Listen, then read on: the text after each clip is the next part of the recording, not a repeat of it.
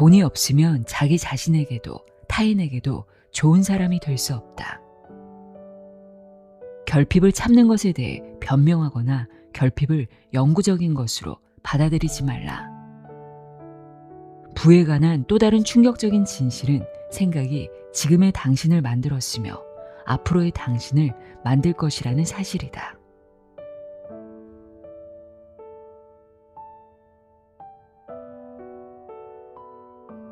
안녕하세요. 나의 소리집 갈피 소리내어 있다입니다. 오늘은 끌어당김의 법칙의 정수를 담은 특별한 고전을 준비했습니다. 전 세계 수백만 명에게 물질적 성취와 내적 성장의 조화를 선물한 작가 캐서린 폰더의 메가 히트작 금가루 수업입니다. 이 책은 1962년 출간된 이후 50개국 이상의 언어로 번역되어 500만 부 넘게 판매된 부의 바이블 같은 책인데요. 그 유명한 시크릿의 저자 론다 번도 이 책에서 깊은 영감을 받아 이론을 발전시켰다고 합니다. 여러분은 금가루 수업이라는 제목 어떻게 느껴지시나요? 저는 참 인상적이었는데요.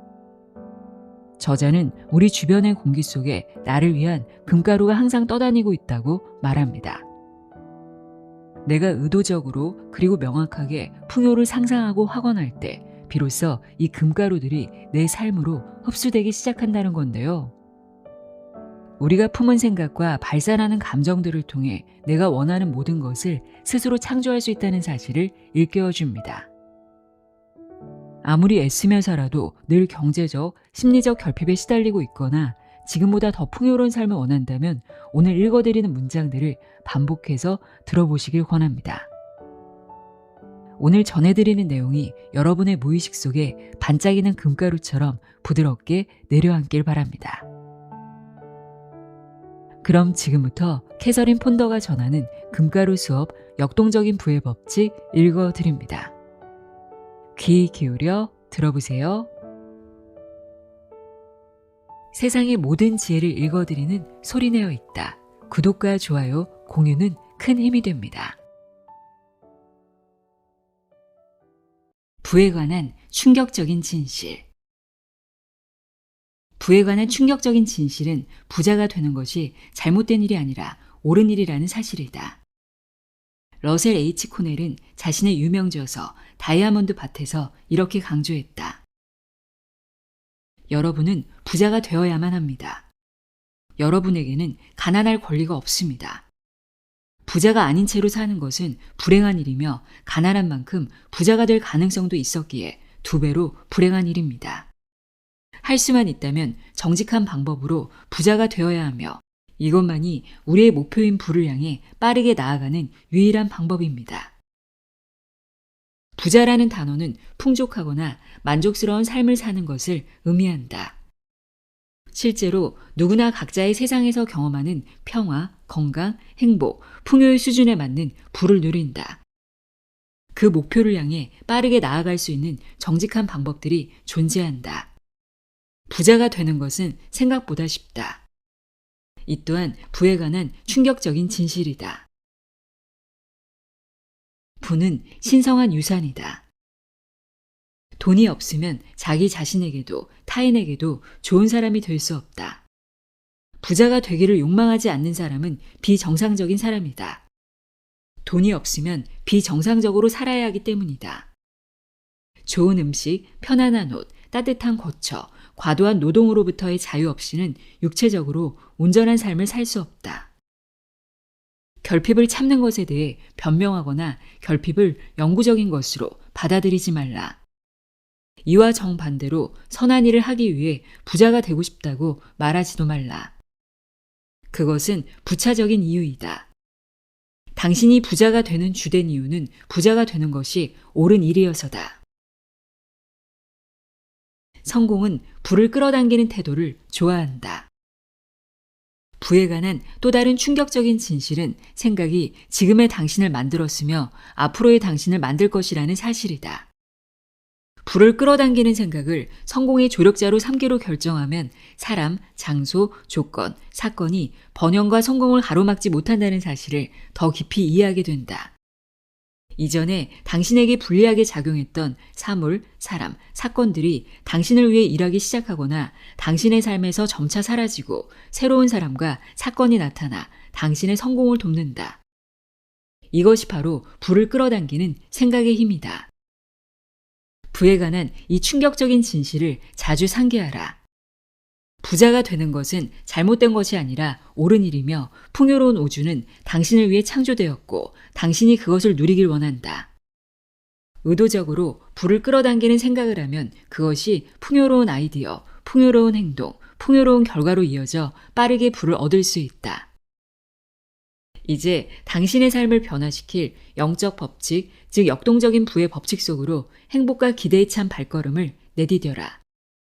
당신은 이제 한계와 결핍, 실패로부터 자유로워질 수 있다.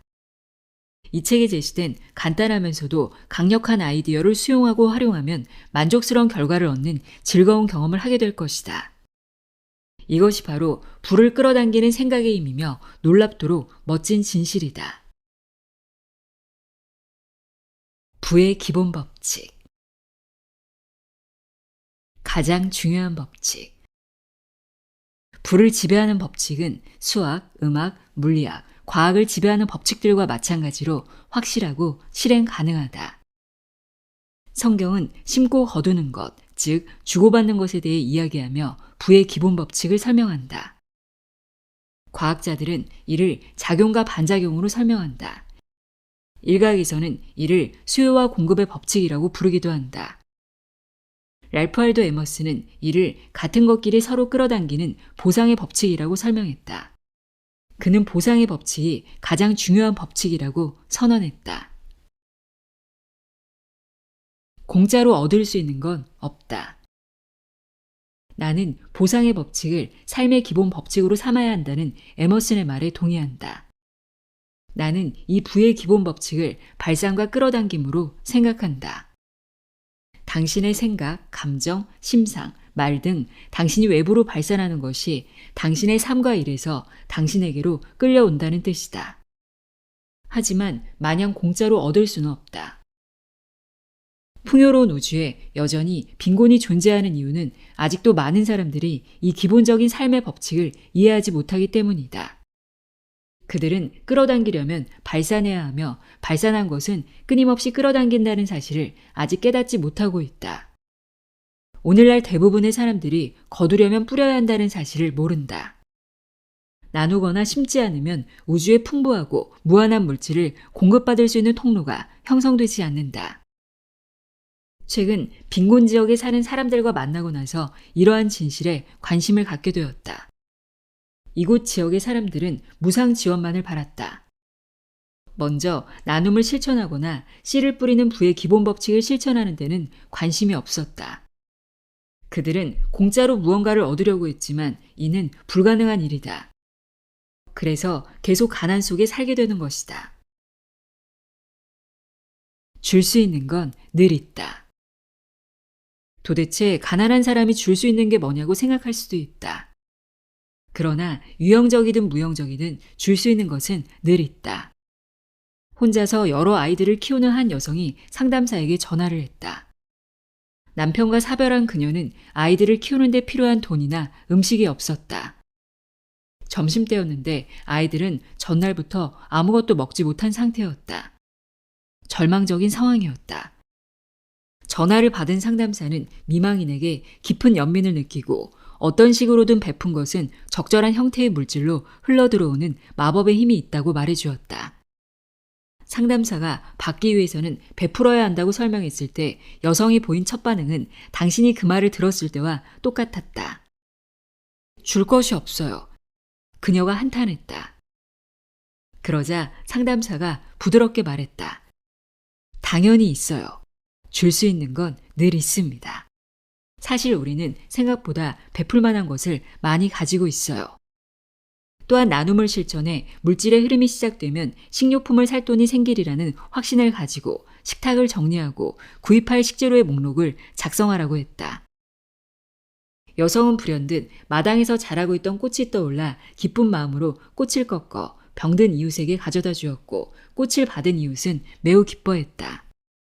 그러고는 집안에서 가장 좋은 도자기, 은, 리넨으로 식탁을 꾸몄다. 아이들은 즐거움과 흥분을 감추지 못하며 맛있는 식사를 기대했다. 그녀가 식료품 목록을 작성하고 있는데 오래전 그녀에게 빚을 진 사람이 들러서 $30를 갚았다. 돌려받기를 포기했던 돈이었다. 인생의 비밀에 대해 단 하나만 전해야 한다면 나는 이 메시지를 전할 것이다. 공짜로 무언가를 얻을 수는 없지만 선을 얻기 위해 온전히 베풀면 무엇이든 최선의 것을 얻을 수 있다. 의도적으로 불을 생각하라. 원하는 것을 끌어당기려면 의도적으로 발산해야 한다. 그렇지 않으면 제한적인 사고의 흐름에 갇혀 제한된 결과를 생산하게 된다. 의도적으로 발산하는 생각은 끊임없이 무언가를 끌어당긴다. 성공할 자격이 없어 보이는 사람들의 성공에 의심이 들 때도 있을 것이다.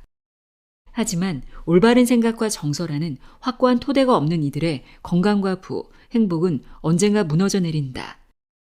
다른 사람들의 삶에서 발산과 끌어당김의 법칙이 작동하고 있는지 궁금해하지 말고 스스로 불을 끌어당기는 생각의 효과를 증명하라. 당신은 자석이다. 우리 모두는 자석이다. 그렇기 때문에 성공과 부에 대한 압박을 가질 필요가 없다. 온갖 문제와 실패를 끌어당기는 긴장, 비판, 불안, 우울, 옹졸함, 소유욕에 사로잡힌 마음이 아니라 우주의 좋은 것들은 무엇이든 끌어당기는 기대감과 고상한 마음을 키우면 된다.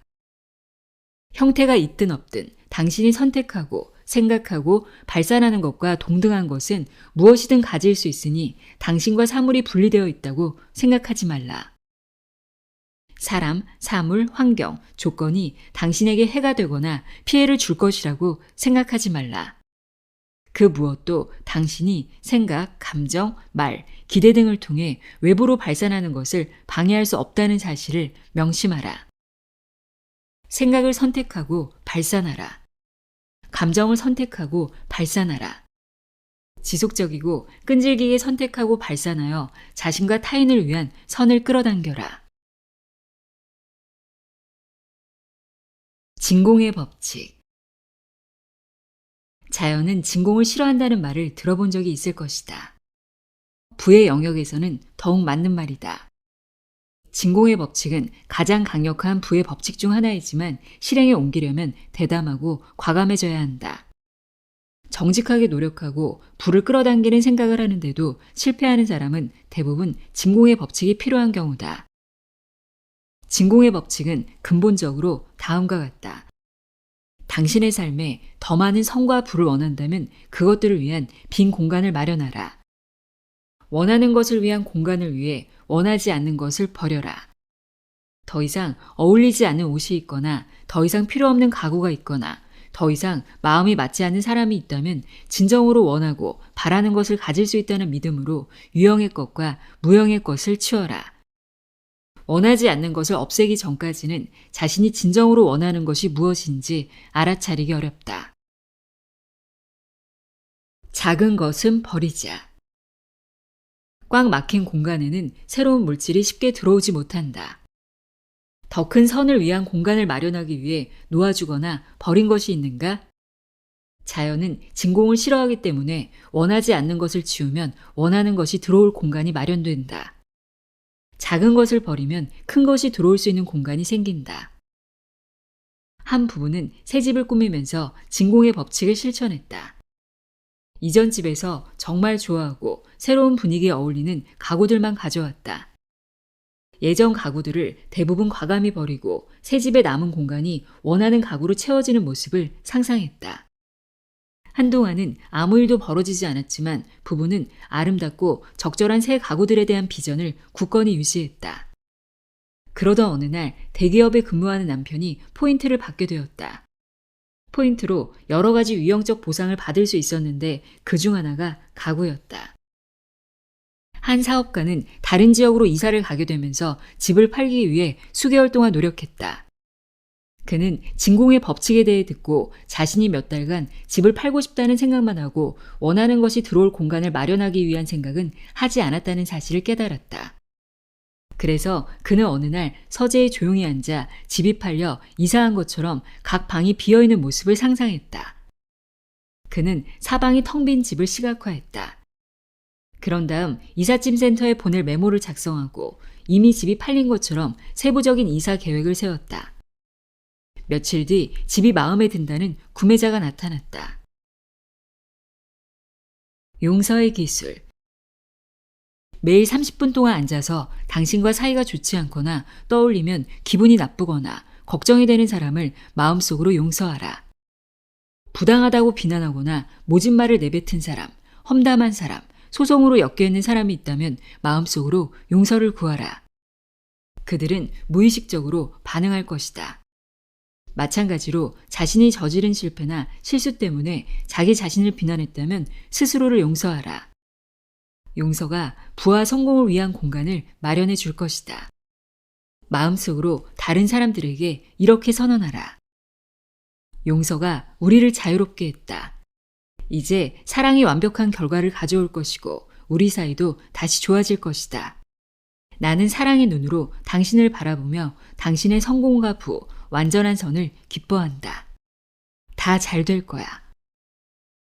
한 번은 결혼 생활에 큰 어려움을 겪고 있는 여성과 이야기를 나눈 적이 있다. 그녀의 남편은 음주와 정서 불안 때문에 좋은 직장을 잃을 위기에 처해 있었다.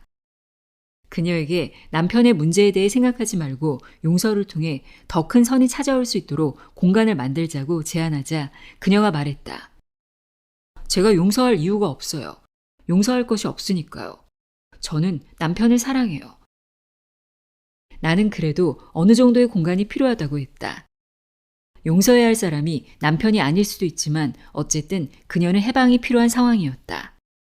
누구나 자기도 모르게 부정적인 태도를 감정 속에 저장하기 때문에 매일 용서를 실천해야 한다. 마침내 그녀는 매일 30분씩 용서를 실천하겠다고 마지못해 동의했다. 그녀는 오랫동안 잊고 있던 사람들의 이름과 불쾌하거나 불행했던 과거의 경험을 떠올렸다. 그리고 남편의 최근 행동뿐만 아니라 떠올린 모든 사람에게 자유, 해방, 용서를 선언했다.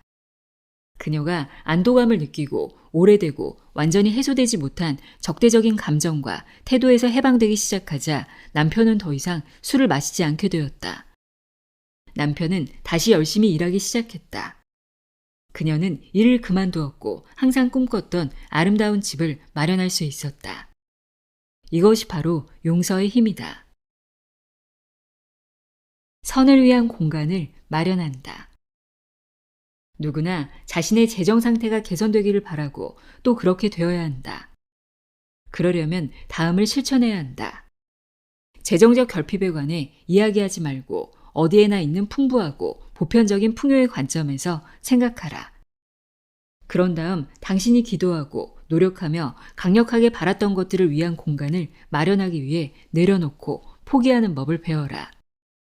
해묵은 생각과 태도, 오래된 소유물을 놓아주고 그 자리를 부와 진취적인 성취에 대한 새로운 아이디어로 채우면 조건은 꾸준히 개선된다. 사람은 항상 지금 가진 것보다 더 나은 것을 원한다. 이것이 바로 발전 욕구다. 아이들이 성장하면 옷이 작아지듯 과거의 이상에서 벗어나면 삶의 지평도 넓어진다. 성장의 속도에 발맞추려면 반드시 지속적으로 낡은 것을 버려야 한다. 낡은 것에 집착하면 앞으로 나아가는 것이 힘들어지거나 아예 멈추게 된다. 지금 당장 빈 공간을 만들어 당신이 그토록 원하던 부와 성공을 불러보는 건 어떨까? 창조의 법칙. 부에 관해 본격적으로 이야기해보자. 빈 공간을 마련했으니 이제 창조의 법칙을 통해 그 공간을 풍부하고 새로운 선으로 채울 준비가 되었다. 창조의 법칙은 3가지 기본 단계. 1. 계획을 세우고 그 계획과 관련된 자신의 욕구를 적고 2. 계획이 실현되는 모습을 심상화하고 3. 계획의 완벽한 실현을 계속 확언하는 것과 관련이 있다. 강한 욕망은 성공의 동력이다. 최근 어느 영업사원은 고객이 원하는 제품을 판매하는 것이 언제나 최선이라는 사실을 알게 되었다고 한다. 그는 고객에게 더 나은 다른 제품이 있어도 고객이 이미 마음을 정한 경우 욕망이 너무나 강력해서 결정을 바꾸려 하지 않는다고 말했다. 강한 욕망은 제품에 대한 믿음을 의미하며 이는 필연적으로 만족을 가져온다고 한다. 진정한 욕망은 약하거나 미온적이지 않다. 강렬하고 강력하다. 강한 욕망은 적절하게 개발되고 표현되기만 하면 반드시 성공의 힘을 동반한다. 선에 대한 욕망이 강할수록 그 욕망을 실현할 수 있는 힘도 커진다.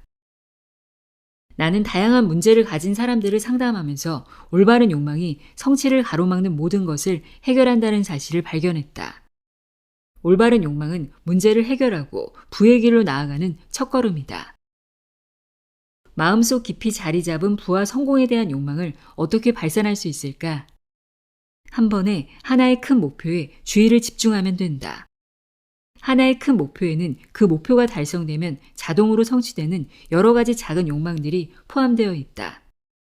심리학자들은 큰 욕망과 목표를 가지는 것이 사람과 사건에 영향을 미친다는데 동의한다.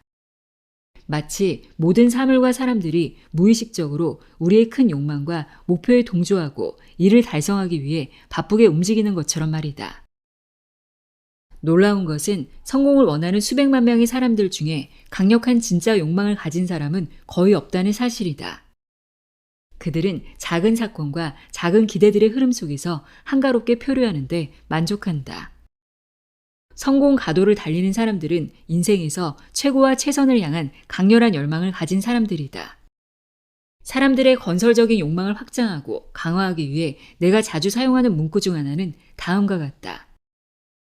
나는 인생에서 최고와 최선을 원하며 나는 지금 최고와 최선을 끌어당긴다. 당신의 욕망을 적어라. 창조의 법칙은 마음속 깊이 자리 잡은 욕망을 불가능한 꿈이라고 억누르는 대신 행동으로 표현하는 것이다. 바로 적는 것이다. 목록을 작성하거나 계획을 세우고 아이디어가 떠오를 때마다 자유롭게 수정한다. 종이에 기록하는 행위는 마음속의 욕망을 명확하게 만들어준다. 마음은 명확한 아이디어가 주어졌을 때만 확실한 결과를 만들어낸다. 사람들은 더 잘 살고 싶어 하고 더 많은 돈을 갖고 싶어 하지만 어떻게 더 잘 살고 싶은지, 얼마나 더 많은 돈이 필요한지 자신의 욕망을 명확히 하지 않는다. 사실 많은 사람들이 자신의 욕망을 명확히 표현하는 것을 주저하는 이유는 세속적인 욕망을 털어놓는 것을 두려워하기 때문이다. 하지만 에밀리 캐디 박사가 그에 져서 진실의 교훈에서 말했듯이 욕망은 신이 당신에게 더 큰 선을 주려고 마음의 문을 두드리는 것이다. 깊은 욕망이 건설적인 출구를 찾지 못하면 신경직적 성향, 공포증, 긴장, 억압 등의 파괴적인 형태로 표출되어 알코올 의존, 정신질환, 마약 중독, 성불균형 등의 부정적인 행동에서 출구를 찾는다. 욕망과 계획을 글로 적는 것의 힘은 몇 년 전에 함께 일했던 변호사 덕분에 깨닫게 되었다. 의회 선거에 출마했던 그는 패배한 직후에 자기 연민에 빠지기보다 새로운 계획을 세웠다.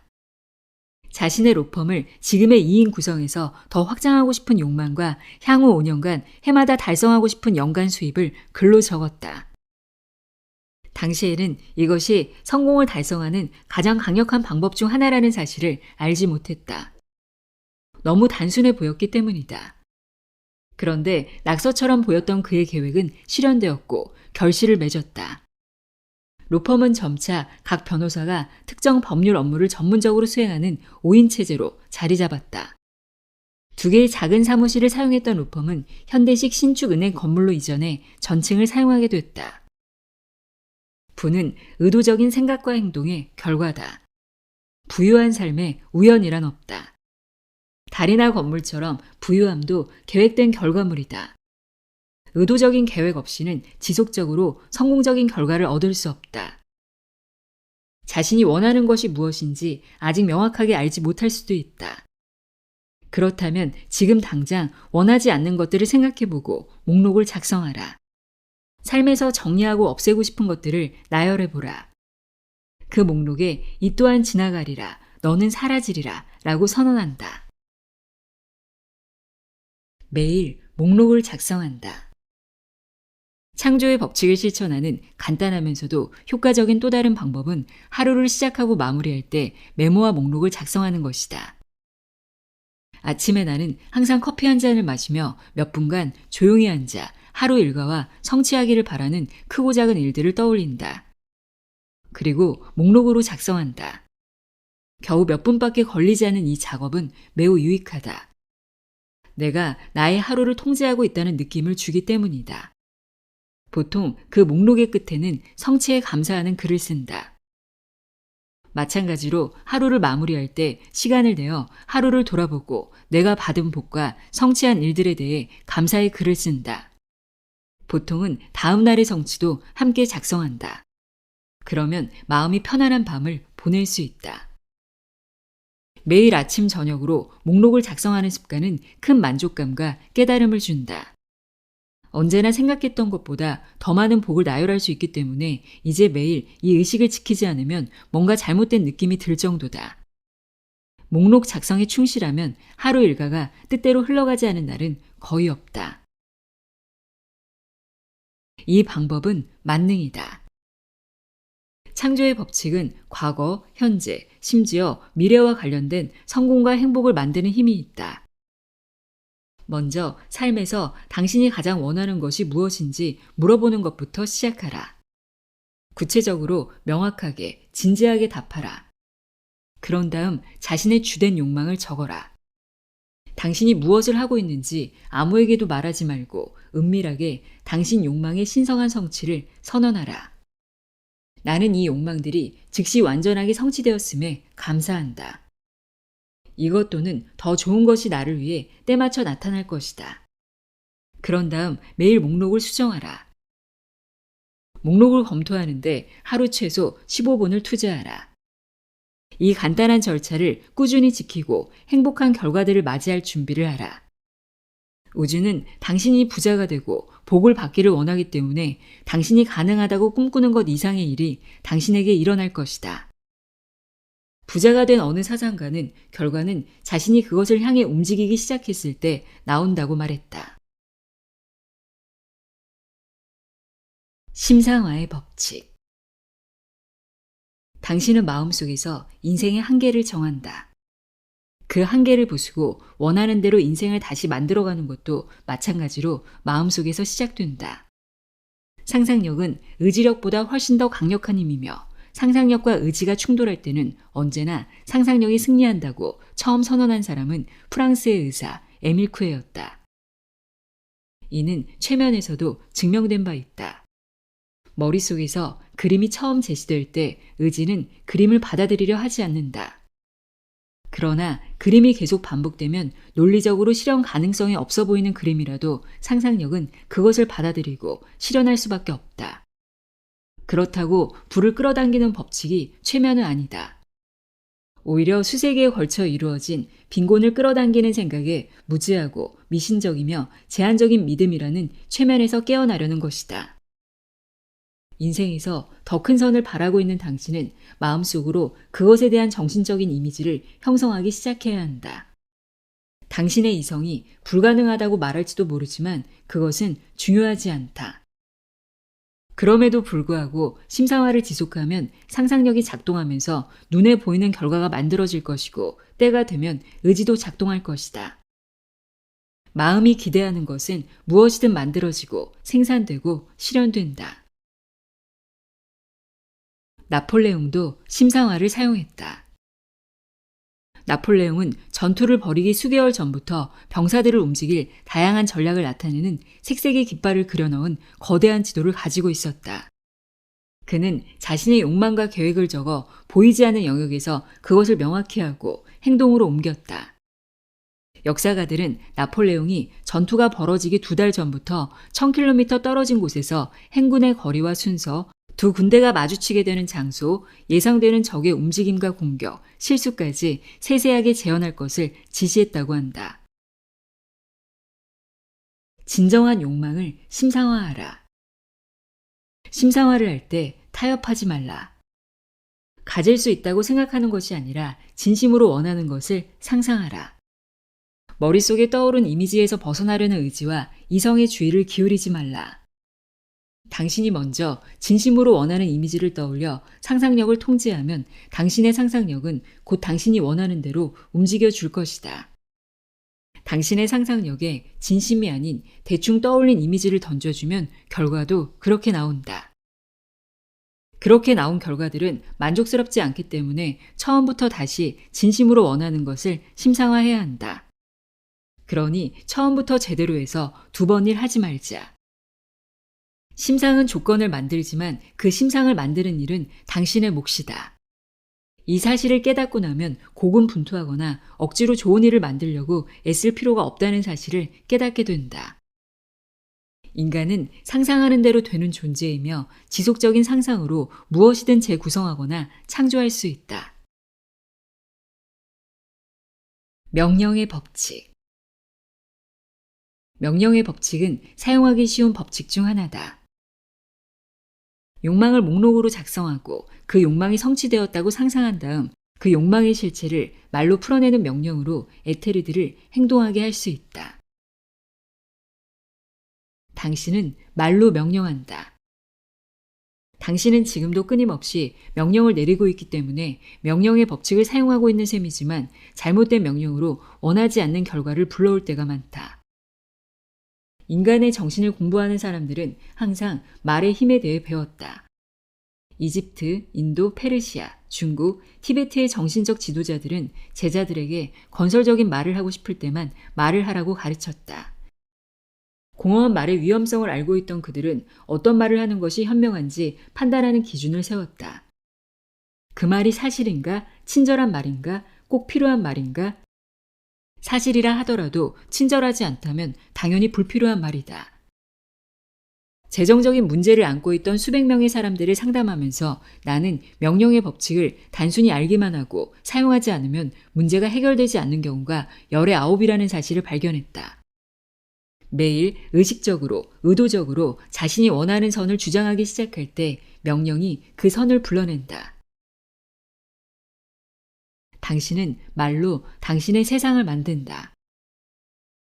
말의 힘을 과소평가하지 말라. 말이 당신의 세상을 만들고 있다. 불화, 결핍, 제약, 어려움에 관한 말들로 만든 당신의 세상이 마음에 들지 않는다면 당신의 말과 명령을 바꿔서 무한한 선과 부가 펼쳐지는 새로운 세상을 만들 수 있다. 내 강의를 들은 사람들은 명령의 법칙이 풍요로운 결과를 만드는 가장 쉽고 빠른 방법 중 하나라는 사실을 알게 되었다. 그들은 자신의 필요를 채워주는 긍정적인 확언을 하루에 3번 5분 동안 총 최소 15분간 구두로 반복해서 선언했다. 소리내어 말할 수 있는 환경이 아니면 수십 번 반복해서 손으로 썼다. 그들이 자주 사용한 명령문 중 하나는 다음과 같다. 나는 모든 사람들의 최고이자 최선을 사랑한다. 나는 이제 최고이자 최선인 사람들을 나 자신에게 끌어당긴다. 부자가 되는 태도. 돈을 감사히 여기면 부자가 될 수 있다. 보다 만족스러운 재정 상황을 끌어당기기 위해 돈에 대해 진심으로 호의적인 태도를 기르는 것이 왜 중요한지 궁금할 것이다. 돈은 자신의 창조자인 우주의 지능으로 가득 차 있다. 돈은 돈에 대한 당신의 태도에 반응한다. 감사하는 것은 무엇이든 끌어당기고 경멸하는 것은 무엇이든 밀어내는 것이 마음의 작동 원리이기 때문에 돈도 이 원리에 따라 반응한다. 돈에 대해 호의적으로 생각하면 당신 안에서 돈이 번성하고 증가하지만 자신의 돈이든 타인의 돈이든 돈을 비판하고 비난하면 돈은 당신에게서 소멸하고 튕겨져 나간다. 이쯤에서 이 법칙이 기분과 관련하여 어떻게 작용하는지 눈치챘을 것이다. 기분이 좋을 때 같은 돈으로 얼마나 더 많이 구매할 수 있는지 살펴보자.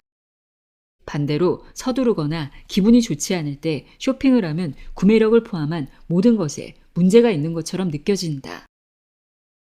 당신의 생각이 당신의 세상을 만들기 때문에 돈을 끌어오려면 돈을 감사하게 생각해야 한다. 나는 수백 명의 사람들과 재정 문제를 나누면서 삶의 요구를 충족시킬 만큼 돈이 충분하지 않은 사람의 경우 재정 문제에 직면했을 때 돈을 비웃고 비난했다는 사실을 알게 됐다. 돈을 당신의 종으로 만드는 방법. 타인의 돈을 부러워하는 마음은 모든 사람을 위한 공급이 부족하다는 생각을 갖고 있다는 뜻이다. 자신이 가장 큰 관심을 가지는 것을 경험하게 된다는 사실을 기억하라. 타인의 행운이나 많은 유산 또는 재산에 대해 들었을 때 크게 기뻐하고 감사해야 한다. 타인의 신성한 풍요가 모든 인류에게 이용 가능하다는 또 다른 증거다. 돈은 신성한 지능으로 가득 차 있어 당신의 말이나 생각에 귀를 기울이고 반응한다. 한 친구는 돈에 대해 감사하는 태도가 불황기에 어떻게 도움이 되었는지 여러 번 이야기했다. 그녀의 어린 아들은 식료품점에서 돈을 최대한 활용하는 방법을 잘 알고 있었다. 돈이 부족할 때면 그녀는 아들에게 수중에 있는 돈을 전부 쥐어주고 장을 봐오라고 했다. 그러면 아들은 같은 금액으로 다른 사람보다 훨씬 더 많은 물건을 사서 돌아왔다. 아들의 손에 쥐어진 돈은 얼마가 됐든 그를 위해 초과 근무를 하는 듯 보였다. 돈에 대해 긍정적이고 감사하는 태도를 가지면 돈의 노예가 되지 않고 돈을 부릴 수 있다. 당신은 이 우주에 존재하는 모든 형태의 물질을 통달하고 지배하도록 창조되었기 때문에 돈의 노예가 되는 게 아니라 돈을 지배해야 한다. 의도적으로 돈을 감사하게 여기는 습관을 기르고 돈에 감사하며 변명하지 말라. 변명하고 돈을 깎아내린다면 돈은 이를 알아차리고 당신에게서 떨어져 나갈 것이다.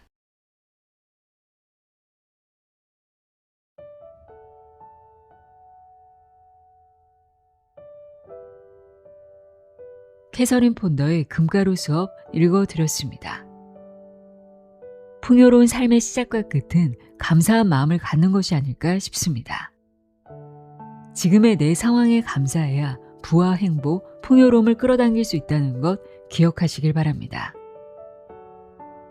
오늘도 함께해 주셔서 고맙습니다.